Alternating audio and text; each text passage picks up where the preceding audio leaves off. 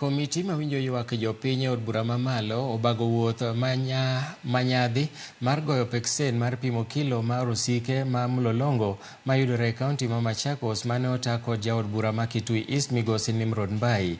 Limbe makamano notimore kaluwore kod midhiero maderepe ahinya to mago mariembo nyamburko madongo kale.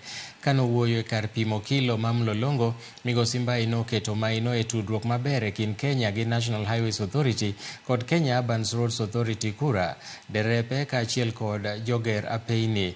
Migosi Mbai nopuoyo Kenya e tich maber mar duoko chien kwan oganda matiyo ga paya mar kar pimo osigo kendo keto weche mag wuotho bedo mayot. Jaod bura ma Machakos Town migosi Caleb Mutiso Mule bende noywore nyasino kama noketo maino an interaction and by so doing eliminating corruption.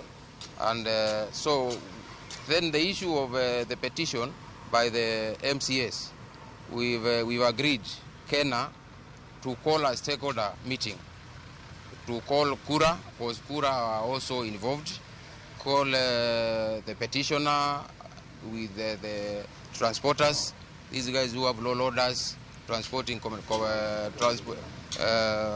the construction equipment, also call the contractors, these people who are constructing, because it's the equipment being ferried, so that they can agree on a policy which will help the government and at the same time enable the business community to work with minimum challenges. Everything cannot be smooth, but we can minimize the challenges for the business community.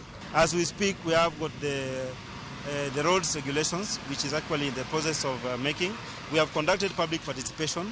We are going to validate what we have agreed, and that will actually find its way into the regulations. So we believe that as the authority, we are on the right track to find a lasting solution to this so that we address the issues.